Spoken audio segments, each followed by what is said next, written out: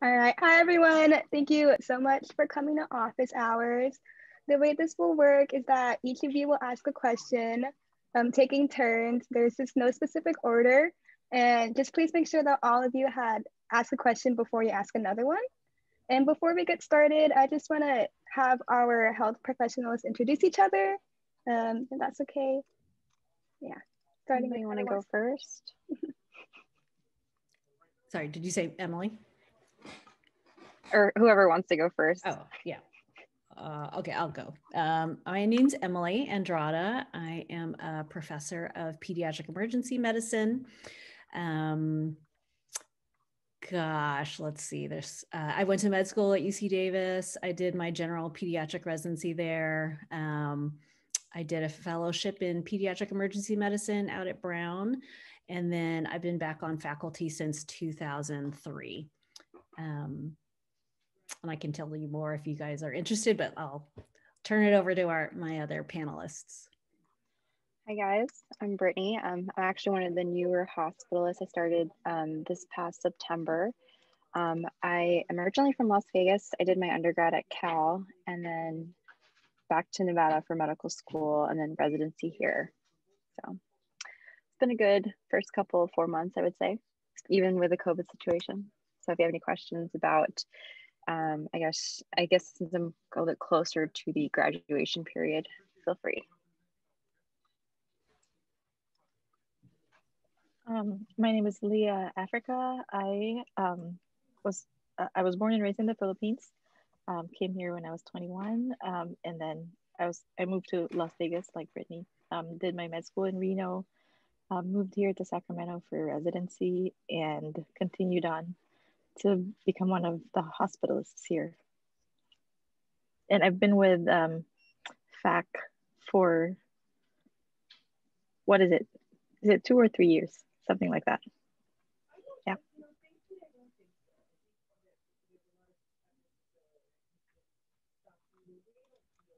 Dr. Sinigayan, would you like to introduce yourself?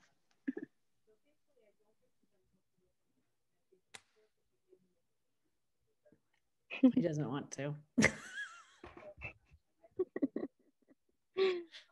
Are you there, Dr. Sinigayan? Could be doing admin stuff. All right. You guys are welcome to turn on your cameras. If not, that's okay. I totally understand. So if not, you guys can get started asking questions. Whoever would like to go first. There's no particular order. Just make sure everyone has asked a question at least before you ask another one.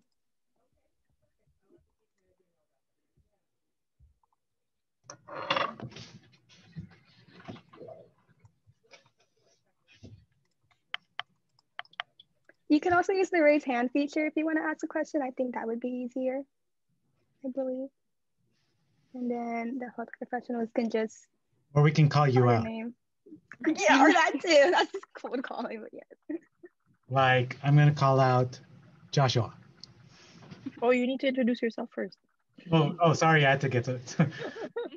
My name is Bolt. Jed, I'll get back to you in your email. Sorry, it's been pretty busy.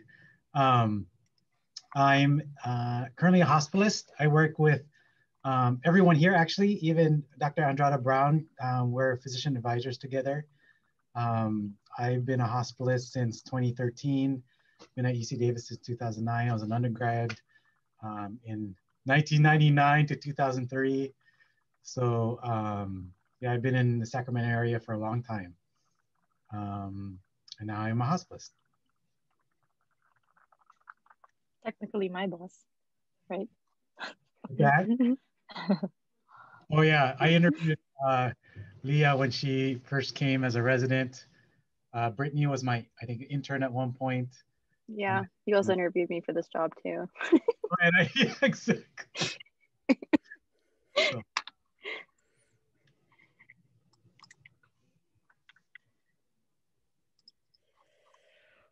So you called on me to go first?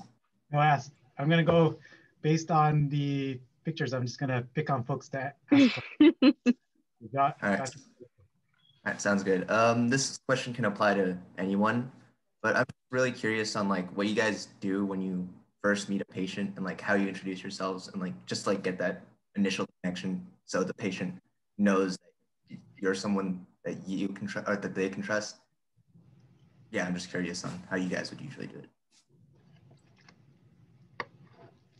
So for me, I usually, I think when I first started residency as an intern, it was kind of weird to start calling myself like doctor. So I actually just introduced myself by my first name.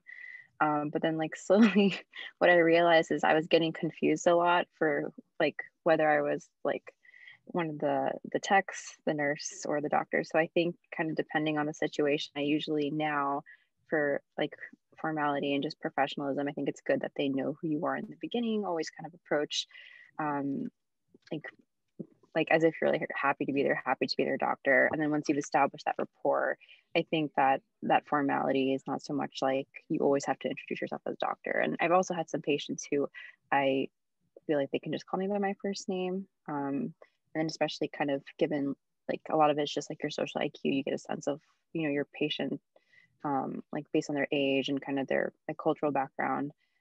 A lot of it is kind of just feeling how the interaction's going.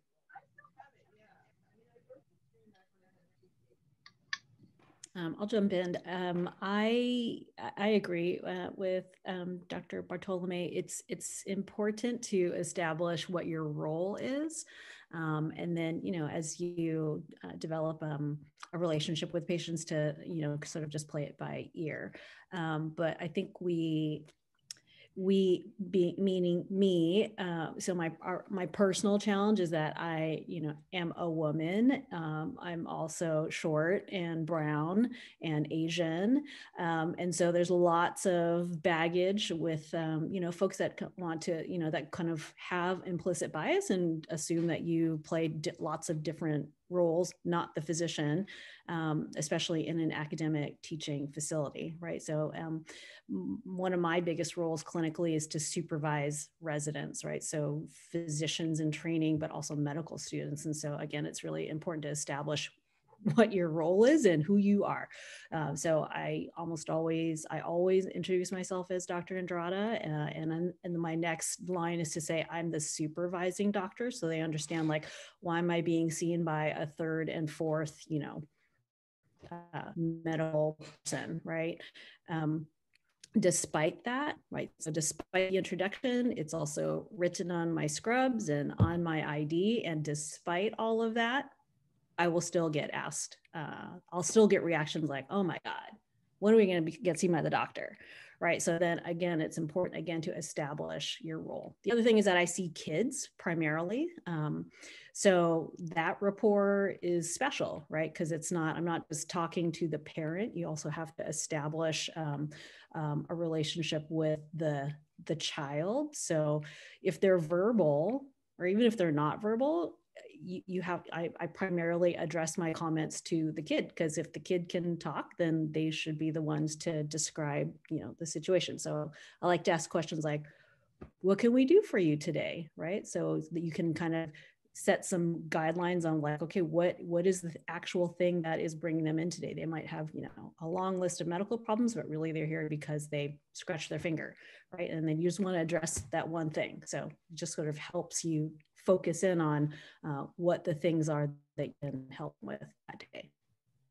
Joshua, I think that's a really interesting question because it gets to a lot of what Dr. Andrada Brown was saying, because my experience and the way I approach patients is going to be totally different because I don't, yes, I'm brown, but I'm not a woman, right? I'm a male, so there's the assumption, if they know I'm Filipino, they might say, oh, are you a nurse? But there's already an assumption that I'm the physician just because of my gender or how I choose to identify with.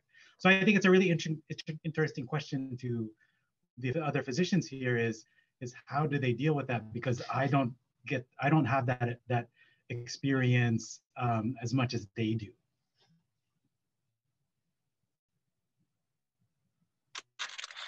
Yeah, I kind of just to add on to that. So, oh, sorry. Oh yeah. Go ahead, Leah. I think, you go ahead. Emily brought up a really good point, like that our phenotype, brings a lot of baggage, and I don't think I don't think patients typically think that that I'm their doctor.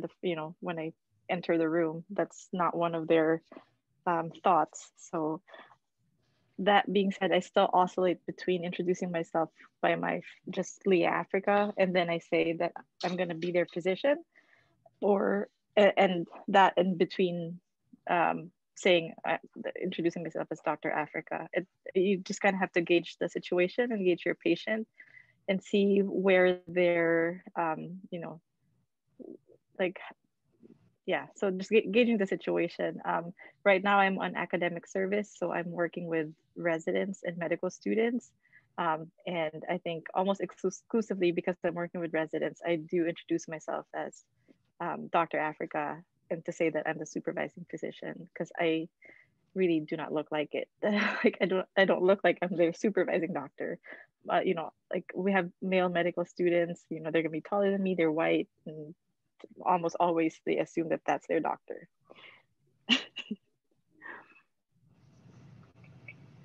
And kind of just to add on to what's been said, I think that if the scenario does happen where you do get mistaken a lot for being a nurse or something, I think a lot of it too is just your reaction to it. And so just kind of being like, oh no, actually I'm the physician, and not being upset by being mistaken for a nurse, because that could also be very upsetting to a nurse who's also in the room. But it has happened a lot where, just kind of clear role distinctions. I remember this one time, it was like my intern year, I'd been seeing a patient every day, telling him the plan, doing the exam. And I stepped out of the room, and the nurse, who happened to be like a white male, actually pulled me back in and was like, oh, this whole time the patient thought you were the nurse and I was the doctor, and wanted to apologize. So.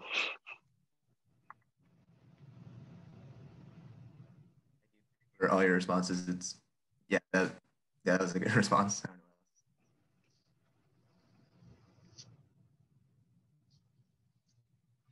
All right, Chloe, you're up next for a question.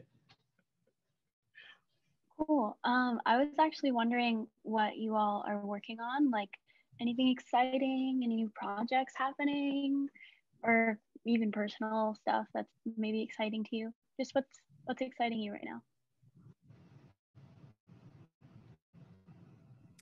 Vaccines are exciting me right now.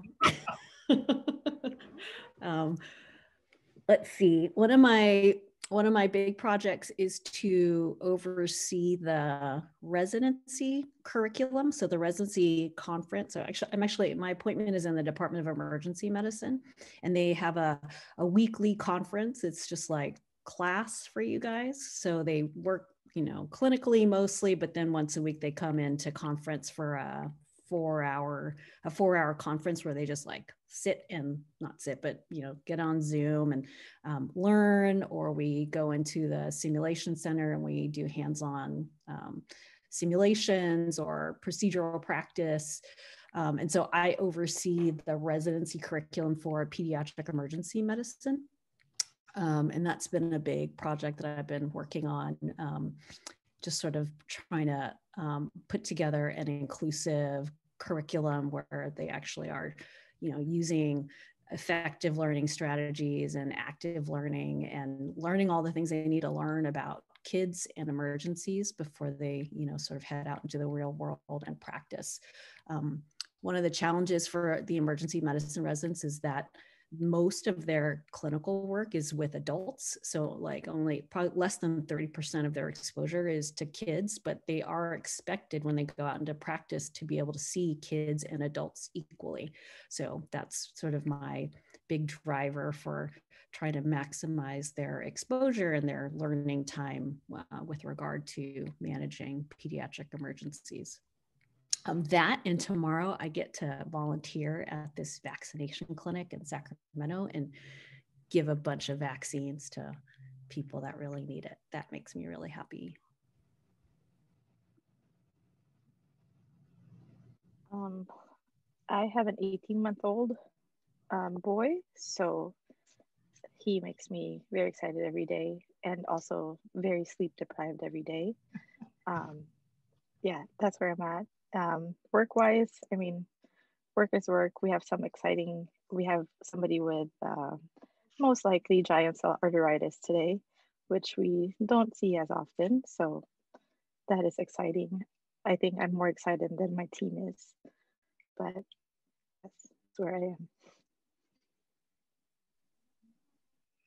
am. I would say for myself, to having, I mean, it started 4 months ago, but I'm still, I think, getting used to kind of jumping from different types of services. So the hospice group has about like several teams, and some are, I think right now it's like kind of dispersed geographically, but every now and then I get put on a primary COVID service. So that's always been interesting because COVID changes like almost weekly as far as like recommendations and when can we discontinue isolation, like kind of like the nitty gritty things that you think you finally understand it, and then the next time you're on, it like changes again.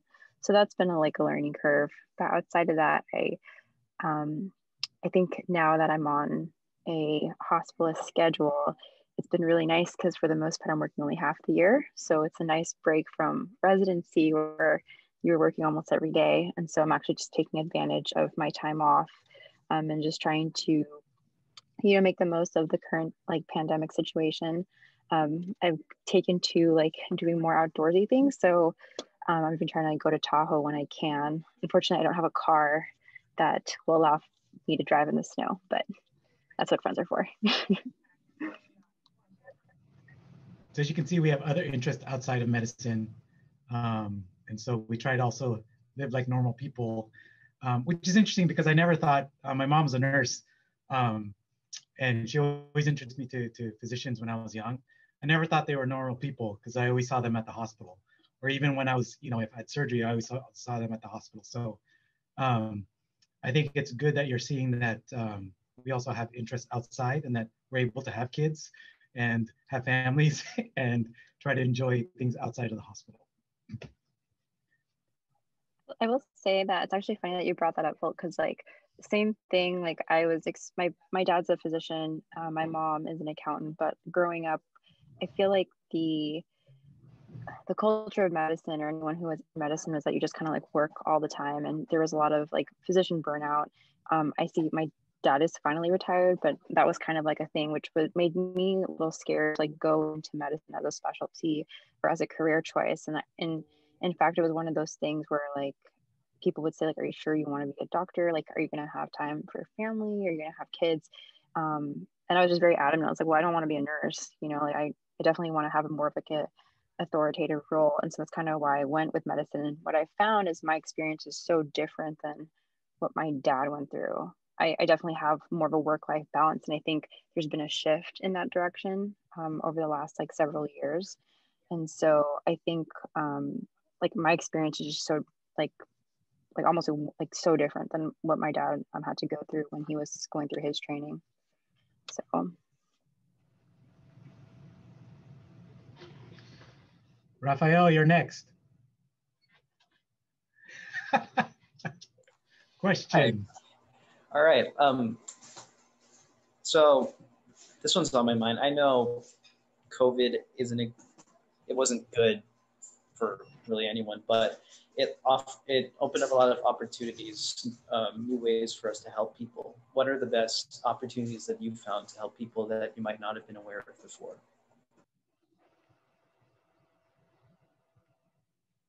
Deep question. That's really good. What a challenging question that was. It's awesome. Not to say that your other questions were not awesome, but that's a really deep question. I'll jump in. I'll bite. I think COVID,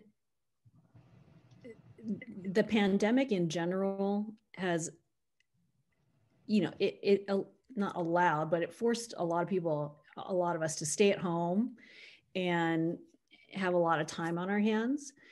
And so, it was this incredible intersection of the pandemic plus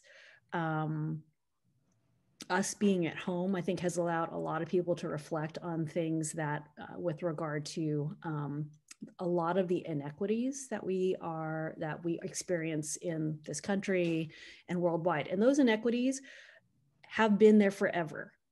We have not lived a time in this country where there have not been inequities. with regard to healthcare disparities and racial justice. But this time where essentially the world has just paused, has allowed people to just, develop this very laser focus on what is actually happening. Like, Black citizens of our country being shot by law enforcement for no reason, that has happened for hundreds of years. But because we have all just been at home and, with nothing better to do, we've been able to, think about that more. And then I honestly think that that is what birthed, the Black Lives Matter movement, is just that everybody was freed up from their normal lives to, to then focus on this piece. And so what it has basically started in my personal life is just this reckoning of, what am I going to do to not just be not racist, but what can I do to actually work in a purposeful way that is anti-racist? Like, and what I realized in my own personal life is that it's literally everywhere. You have to actively work at being anti-racist in every part of your life, in my professional life, in my personal life, in, when I go to the grocery store, when I, when I'm driving into work, like when I'm exercising, every little piece, there's something that can shift where you can actually be purposefully anti-racist. And it takes a deep dive, because, we can't just say, oh, I don't have that bias, I have Black friends, whatever, my hairdresser's Black, whatever, like that's not enough. You actually have to do a deep dive and face your blind spots, figure out what your blind spots are, and then unearth what those issues are and actively work to be anti-racist. So to me, that is probably the biggest upside of COVID. COVID's terrible, but it made all these other things. It shined a huge light on these inequities that, for better or for worse, I think are being addressed in a much more constructive way than has been in the last, 200 years. Yeah, I would totally agree with that, because I also had that same kind of, I don't want to say enlightenment, but also a thought when these things were happening. Back in college, I was really involved in a lot of issues that had to deal with race, gender. I was pretty active. And then when I committed to going into medical school, and now that since I'm a dad and I'm working, and I don't do as much as activism as I used to. And so it kind of really opened my eyes in terms of what can I do now? And so I really looked at it, and I have two girls that are very young, but they're the future of, they're the future. So then actually a couple of my friends and I really kind of focused on, okay, let's educate our girls with giving them books that are a variety of different authors, of different perspectives, and not just giving them Disney princesses, right? So we definitely have books that talk about race, gender, about accepting people's differences and how that's normal, and not always being a part of the crowd per se, but enjoying people's differences. And so I think from in terms of helping people in a different way, in my mindset, that actually really educating the future in terms of accepting people's differences. So that's the take that I had through this pandemic.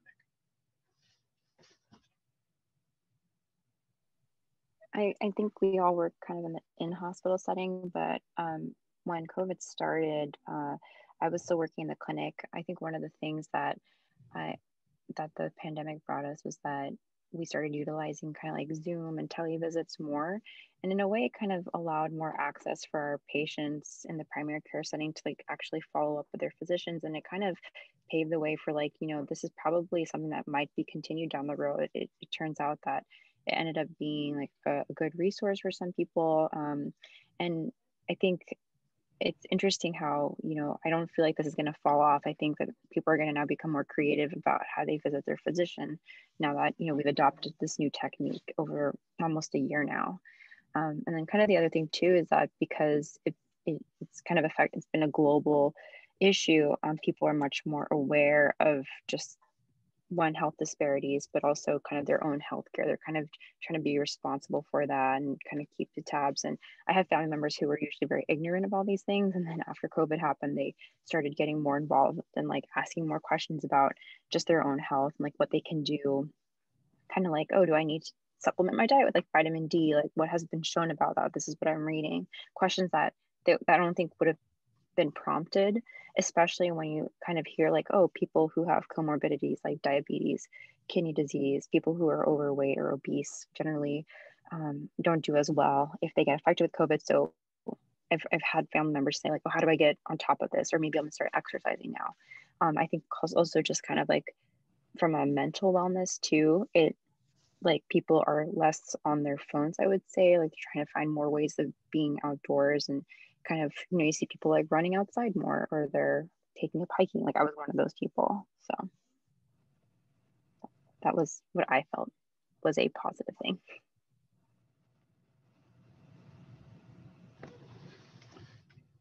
All right. Since Cedric is not showing his face, you get the next question.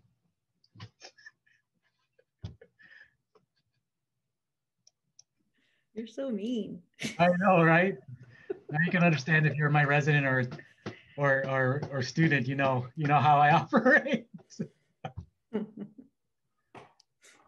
probably don't make them cry though. Hey. Cedric Josh Pascua Sanchez. Calling, there we go. Yes, sir. I'm sorry, right now I'm just I'm cooking something. What was the question? What are you cooking? I'm trying to make rice for later. I was just trying to listen in to the different likes and comments. You got a question? It's your turn. I guess my question is, at what point did you realize that you really loved your job and you really wanted to keep going and appreciated that it was something you wanted to keep doing every day and not something you just wanted to get through?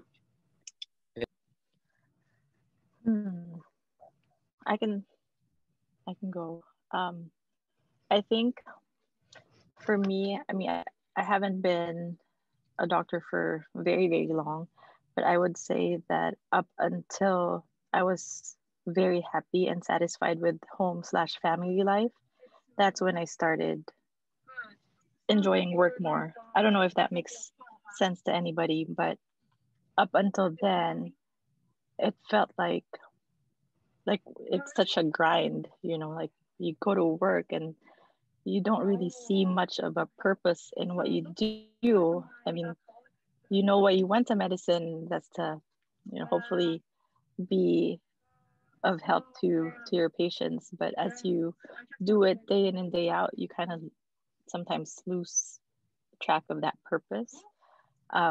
And every little thing just kind of annoys you and irritates you at work. But I think when I came to a point where I could say, like, home life and family life is just so good and happy, and I was at a really good place then, I started to enjoy work more. So I feel like the contentment that I had outside work helped me with my contentment at work. I don't know if that makes sense to anybody.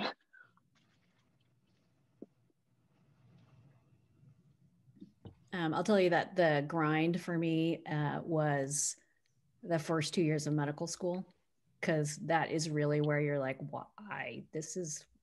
I don't like, this is not fun. When is it going to get fun? When's being a doctor going to get fun? Because you definitely don't feel it the first 2 years. So I would say that light bulb moment for me came when I started rotating on, in the hospital. So you start that as a third year medical student.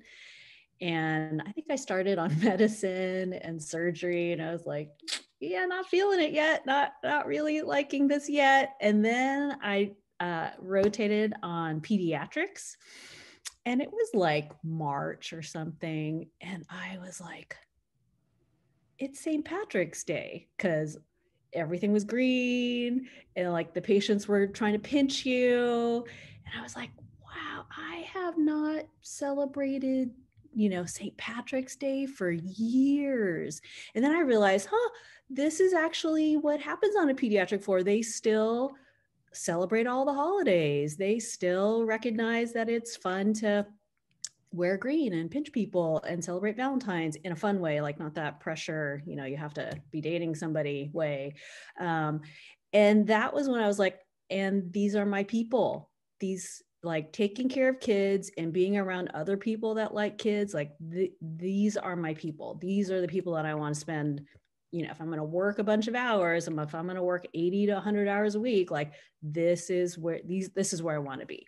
So that was really like, so really since that moment, because I get to work with kids 100% of the time, that makes every single day a really fun day at work, and it makes it feel like not work.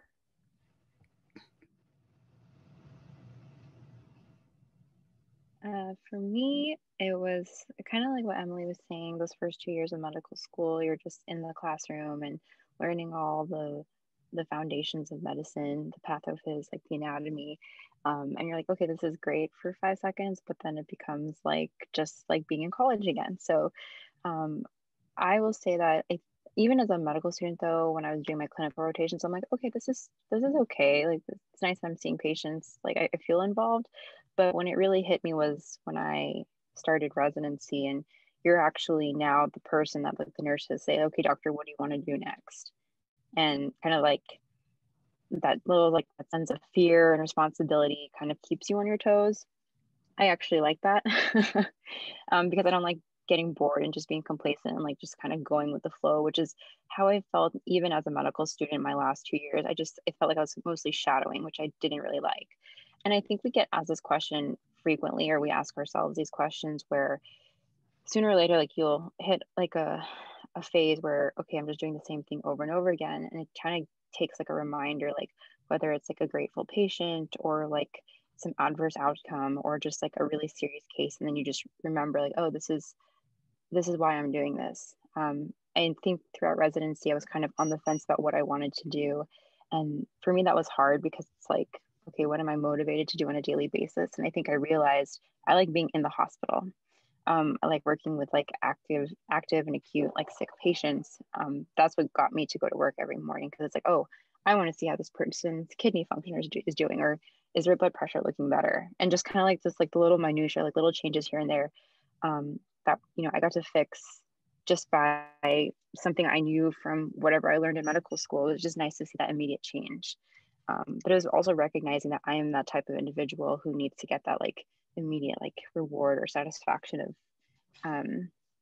you know, of change.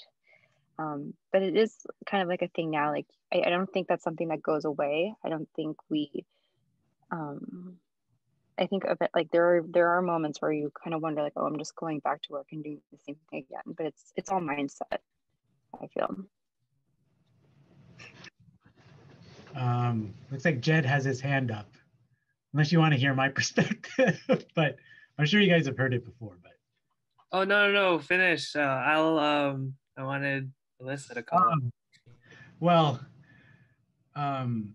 You know, as you keep working in a certain system, sometimes you end up picking up other jobs, and Emily knows this, and Leah will know this very soon, that you end up fulfilling other roles, and one of those roles is either being a director of something or a physician advisor, and so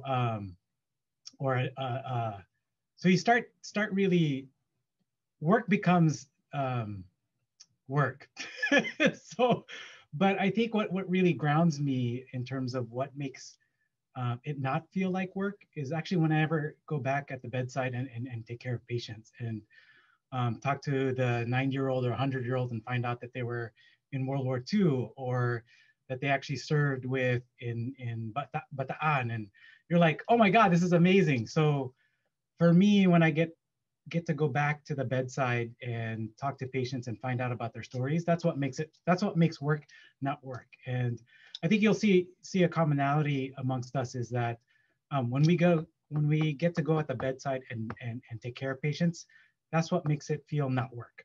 And so, and when we have relationships with folks that that make it more of a human relationship, I think that's when you'll see that for us, at least as physicians, where work doesn't feel like work. So go ahead, Jed.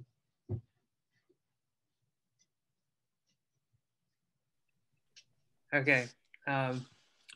So my question was, I wanted to ask y'all what your most fulfilling experience was before going to medical school that you felt really built your pre-medical competencies. And I also know that sometimes it wasn't the medical experiences that, you know, taught you professionalism or gave you awareness of health disparities. So, you know, since most of our participants today are all undergrads, I think it would be great to hear your perspective.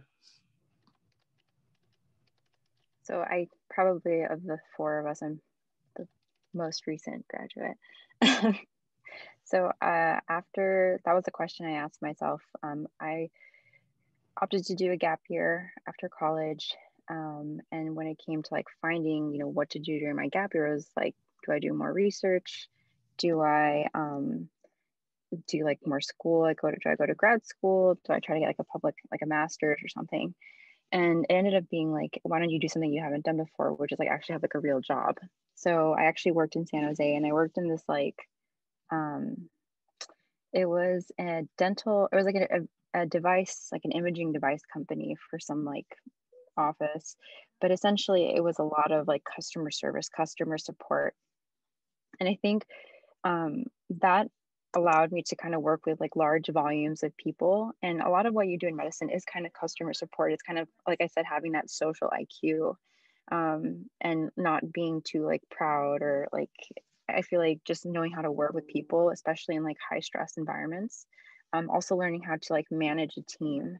I don't think that's something you'll ever learn in college. Those are things that you kind of learn just like real life experience. And that's helped me in medicine because, well, a lot of the time you'll see is that you're going to work with like a very flustered nurse, a very difficult patient, a very disgruntled family member. And it's just kind of letting like, one, maintaining your professionalism, but also kind of setting out the plan and kind of showing that like you're the physician, like everyone's looking to you. You're the one that has like the authority role here. And so there's a sense of responsibility I find with that.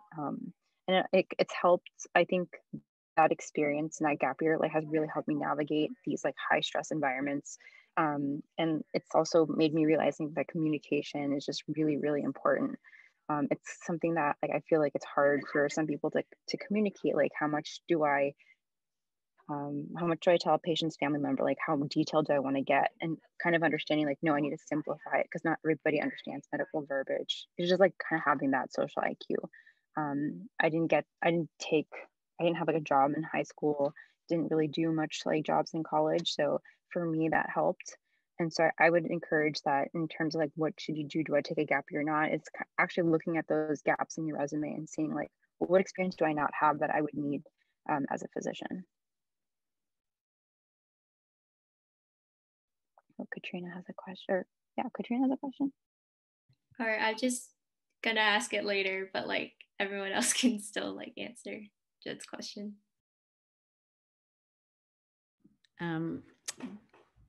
Jed, when I was growing up, I think one of the most formative experiences for me was to watch my father work. So my father was a physician also. He was a general surgeon. And growing up, he had a couple of leadership positions where he was like chief of surgery. He was in the Air Force. So we would, and for probably 5 years, we were stationed at Clark Air Force Base when it was the largest Air Force Base in the Pacific, in the Philippines. So I got to live there for 5 years, and my dad, and you know, it was a giant hospital. That's my recollection. But spending a lot of time with him, like moving around the hospital, the pieces that really stood out to me was to watch him work in this very, very humble way, where when he would move around the hospital, it wasn't like the other lieutenant colonels and generals who are also physicians that he would interact with. It would be the janitors. He knew all their names. He knew all the folks in the cafeteria. He just like everybody in that supportive structure, like they knew him and he knew them, right? Like all the techs, all the nurses. And, to watch him interact with them on this way where there was like no hierarchy, they were on this very even playing field. Like it was really wonderful to just see that he earned their respect. Like he didn't just demand it because he was in this position, he earned their respect, right? Like he treated them he treated everybody literally exactly the same.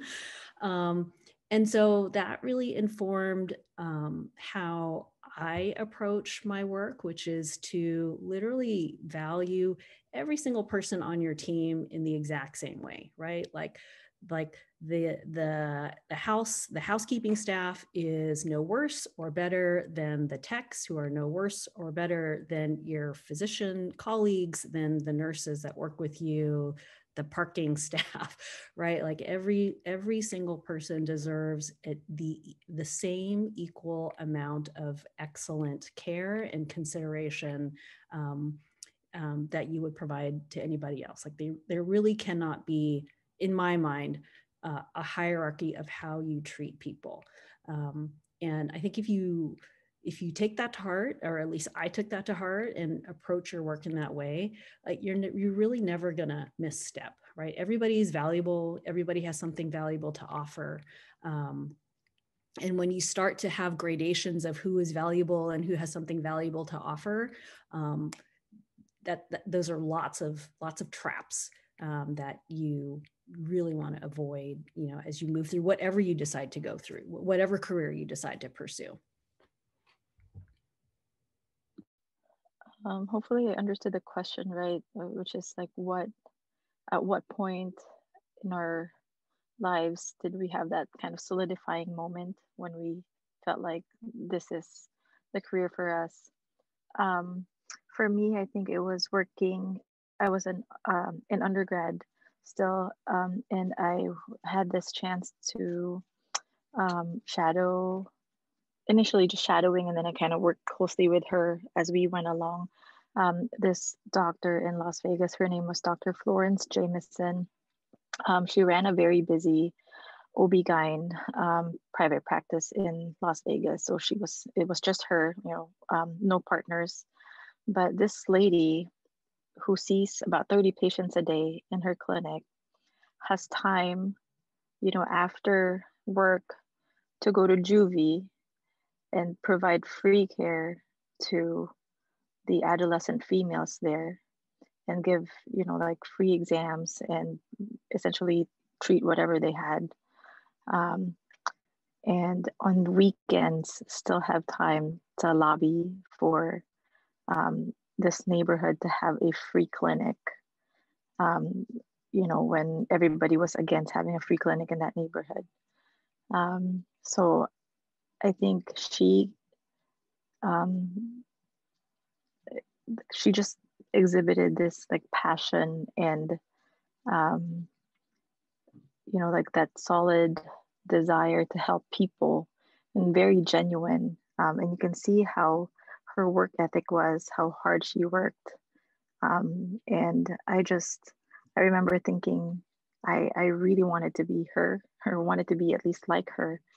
And if I can be just a fraction of how helpful she is to her community, I would love to, I would love to have that opportunity. So I think that was, to me, like solidified my interest to go into medicine as a very tangible way of making a difference.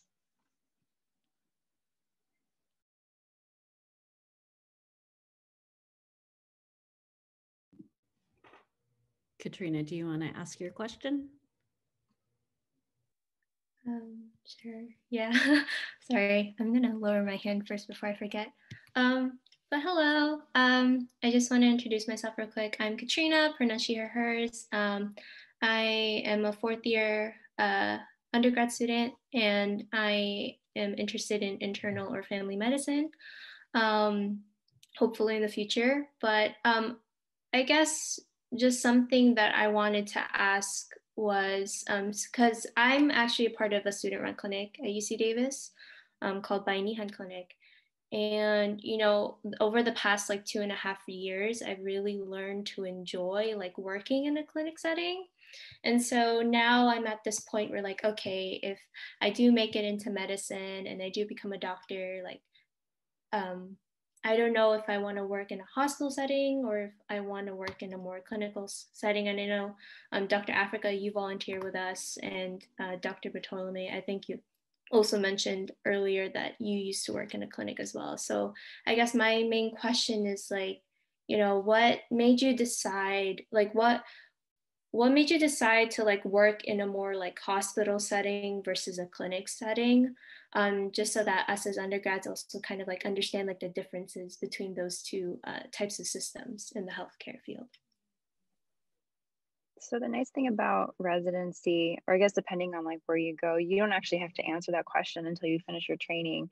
And I will say that in medical school, I actually didn't even know what specialty I wanted to do until like several weeks before I had to submit my application. And that's because I was very undifferentiated. I was like, I like the emergency room. I like family medicine. I like psych, and I like internal medicine. So I was like, I have no idea. I just know I don't want to be in the OR. So, but then I ended up picking internal medicine just because I felt like the kind of like it was more generalized. I liked working with the adult patients, and I like to like kind of think about like the diagnosis a little bit more. So I went with that, and I think during residency though, they do expose you to a little bit of everything. So you do work in a clinic, you do work in the hospital, you get to work in the ICU, and you work with different services, different specialties. So that kind of helps you figure out, you know, what do you like and not like, and that's a kind of constant question you ask yourself when you're going through the program.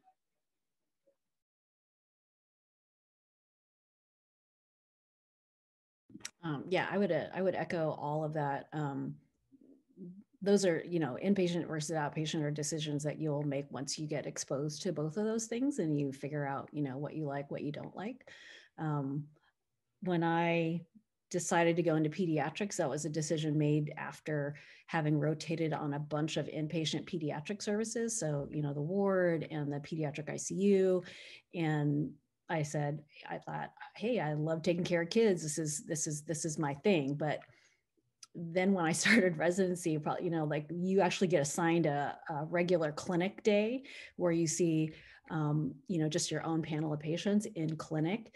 And I hit the clinic on the first day and I was like, what's this? What's this clinic thing? And because these kids were completely fine and, you know, they needed vaccinations and they need anticipatory guidance. And I was like, what's my purpose here? Nobody's sick.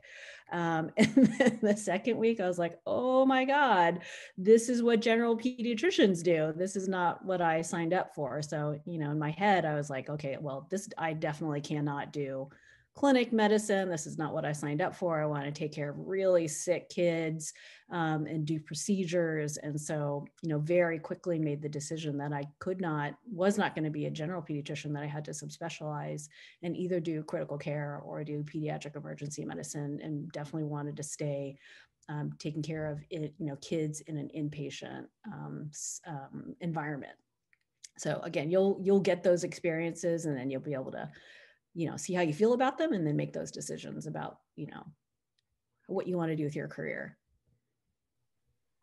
Yeah, I would actually caution against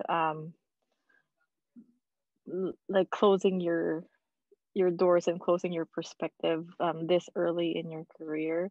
I would definitely keep an open mind. To me, what made me go the hospice route versus going through, you know, like the specialties that are more clinic based, it's just, I feel like there's more adrenaline, there's more excitement. Things happen a lot faster in the hospital, but they're also generally sicker. Of course, you're not going to be in the hospital if you're not as sick. So I think I love the complexity of the problems that come our way, you know, with these very sick patients. They typically come in with not just one problem, but, you know, a list of them. And it's nice because we can actually address those.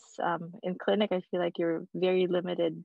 You know, you can see them in 15, 20 minutes, and you have to address just the top most, you know, like the most pressing problems.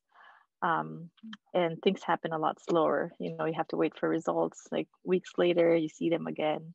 And in the hospital, I feel like there's almost a sense of instant gratification, right? They come in very sick, you discharge them, and you know they're a lot better. They might not be 100% well already, but they're a lot better than when they came in. So there's that sense of, oh, I made a difference, and you can see that. It's more tangible, whereas in clinic it's, you know, you're seeing them in a relatively well state, like Emily had said, and you feel like maybe they don't need you as much, although probably in the adult population that's less true because, you know, they have chronic medical issues, even in clinic. But I guess the short answer is I love the adrenaline, and the fast-paced, and the gratification of seeing a difference from the starting point to the end point.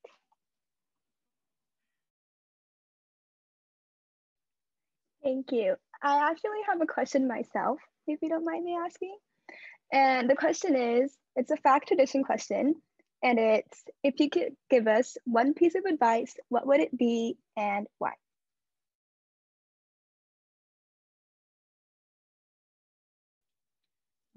I think it's all, medicine's hard. Getting into medical school is even harder, but it's not forgetting that, you know, kind of the other things that make you tick, like your hobbies, family relationships.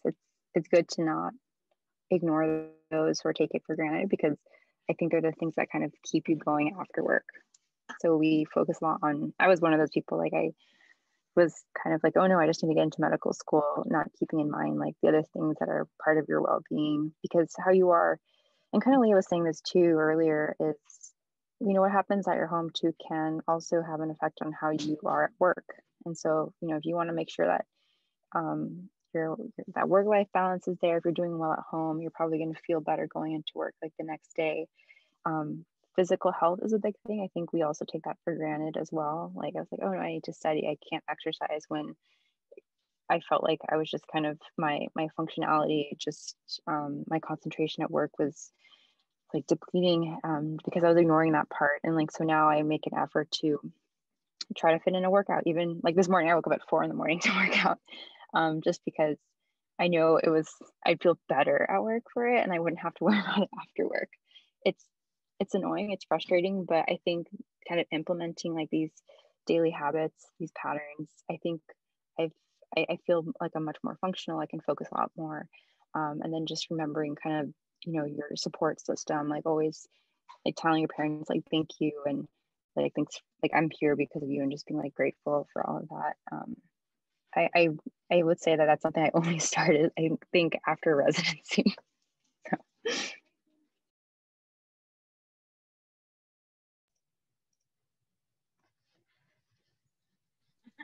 You want to go, Emily?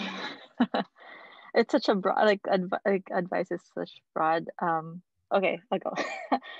So I think for me, there's really no workaround. You know, it's hard. It gets rougher when you get to medical school, and I'm not the one to take shortcuts. I think work ethic is very, very important, and your work ethic is probably what will take you to places. And yes, you know, don't forget yourself in the process, but you know, work hard. There's no way around it.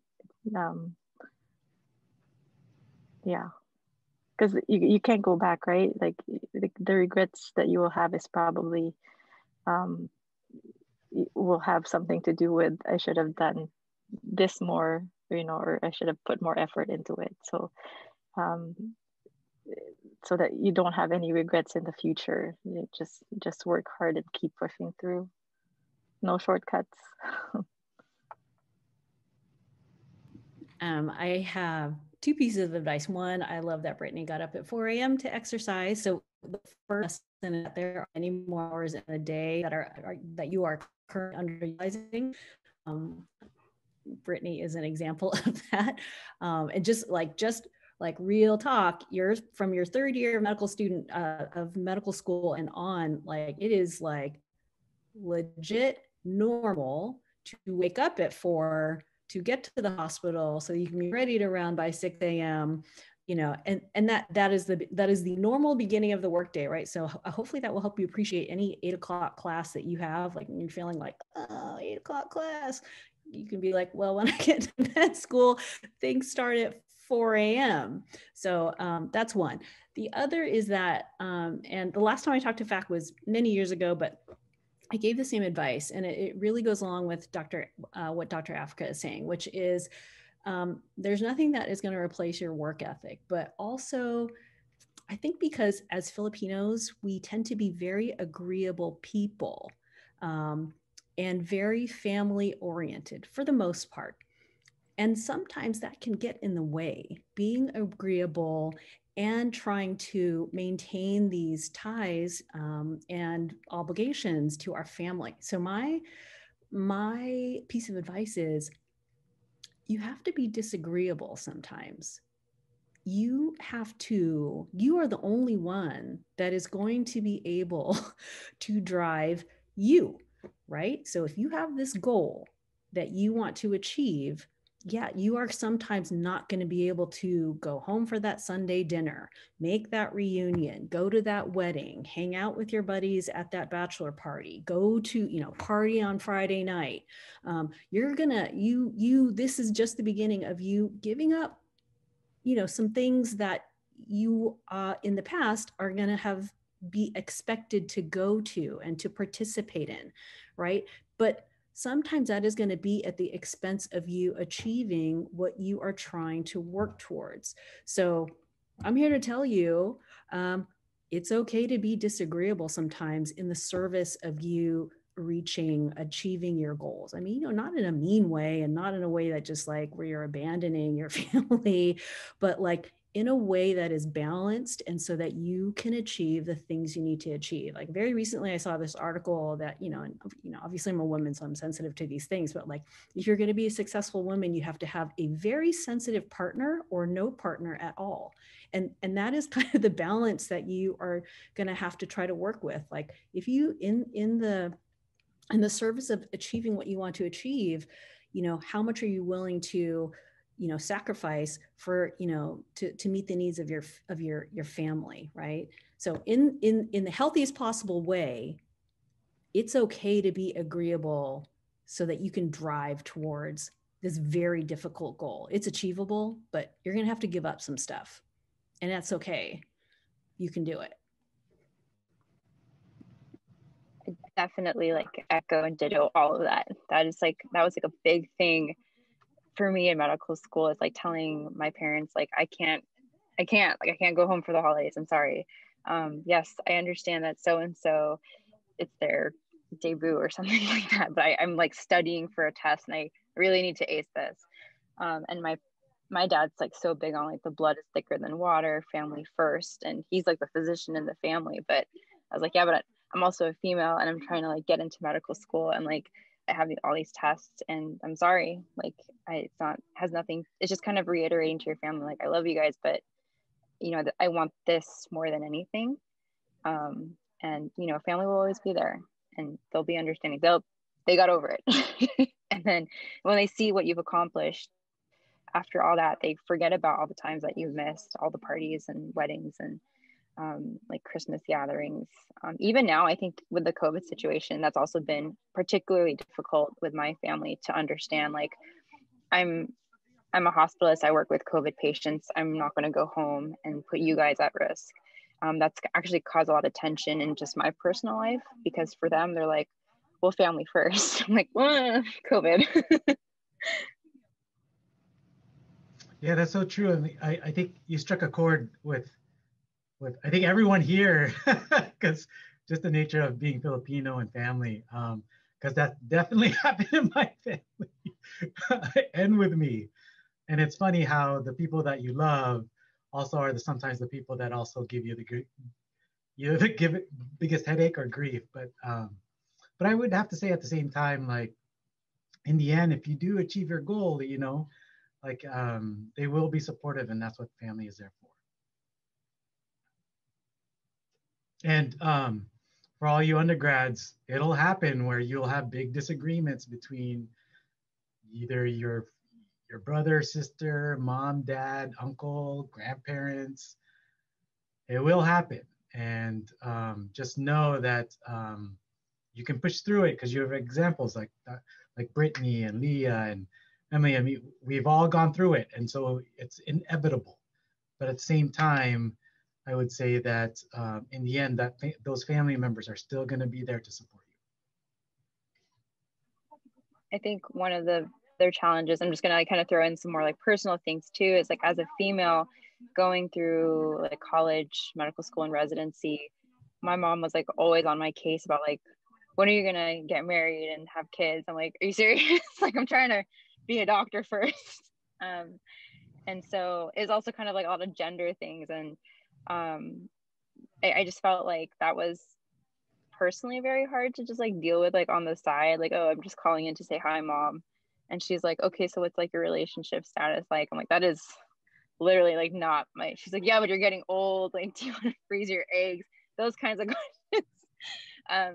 And those kinds of discussions. But I think kind of like reorienting her kind of big picture wise, I'm like, hey, I'm still young at heart, and like I'm doing what I love, and I think that's what matters. Like maybe I don't want kids, but you know, it's like that kind of stuff. I think my parents are still more it's a very old school way of thinking. I have two younger sisters, so they've actually kind of come around to that kind of mindset as well. So it's slow. Like it's something that I still deal with now, even though I'm a physician. Yeah, and the guys here, if you do have kids in the future, or if you have that same, what I should say is I didn't have that experience. My mom and dad would always say, just wait, do your career first. Wait till you have a family. So which is totally a different. You could see that in Filipino families. Your gender is like, it's ridiculous. I would say. Yeah, growing up, I fought that a lot because, for whatever reason, I knew what I wanted to do. And I definitely was not my mom's perfect version of a daughter. I did not. She wanted me to have a debut. I was like, absolutely not. I am not doing that. She had certain ideas in her head of what I needed to be like and what I needed to look like. Like I wanted to swim. She's like, you're going to get dark. She's always asking me if I have a matching handbag for my outfit. I'm like, no, I'm going to put my wallet in your bag. That's what I always do. So like she was very traditional in that way. And I think that if you can just stay true to your, who you really are and your genuine, authentic self, just stay true to that. It may not fit into that perfect, version of what your parents want, but as long as you are, not a criminal and you're working hard to reach your goals and you're loving to the people around you, like your parents are going to forgive you for all kinds of stuff, right?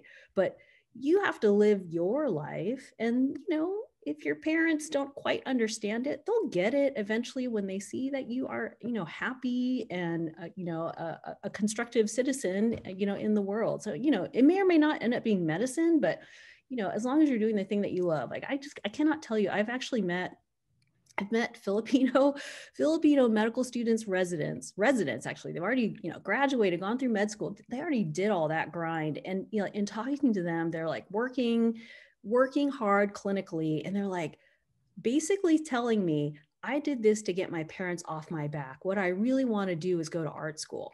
And this is how I'm going to fund art school, by becoming a physician. So my parents stopped bugging me and now I can pay for art school. Like, don't be that person. Like, do the thing that you really want to do. If it happens to be medicine, great. Right. But like, you know, trying to feed the beast that is, you know, pleasing your parents at every moment is never going to end up good. One last thing I'd like to add to that too is, like I said, I have two younger sisters. My youngest sister decided she didn't want to go to medical school and she wanted to go into PA school. And my parents were just not for it. They're like, she's going to be the only one that doesn't have doctor in front of her name. And I was like, are you guys doing this for you or for her? And it was like, it continues to be an ongoing, she's in PA school, but they're like, maybe you can convince her to take the MCAT. I'm like, no, this is not something you just go in for fun. You have to like know why you want to become a physician versus like a nurse, a PA student, a dental student. It doesn't even have to be in healthcare. You have to know these things. And it took a while, but like you have to stand your ground. And my sister, it's still something she's like kind of dealing with. She just has to be like, this is exactly what I want to do. But I think that seeing how happy she is and that she truly loves like her classes, she loves what she does, has made my family like understand like, oh, maybe I should care a little bit more about like what my kid, you know, like what makes them happy. And, you know, I don't want to fall into this trap of just do it to get your parents off your back thing. I think that's really important. Well, it's 2:12, so we're a little 10 minutes over. Yes, I think it's a good note to wrap up office hours now. Like, thank you all so much for coming. Thank you to all our doctors who came. And if you couldn't get your questions answered, I'm so sorry. You could email me here, or if you guys would like, you can include your email for all the doctors or our students to reach out to you. Yeah. But thank you all so much for coming. You all are free to leave now. Yeah. Hopefully I'll see you Everyone's time. Yeah, thank you for everyone's time. Thank you. Alyssa, you can forward our email or my email to the rest of your colleagues. Of course, I will. All right. Thank you.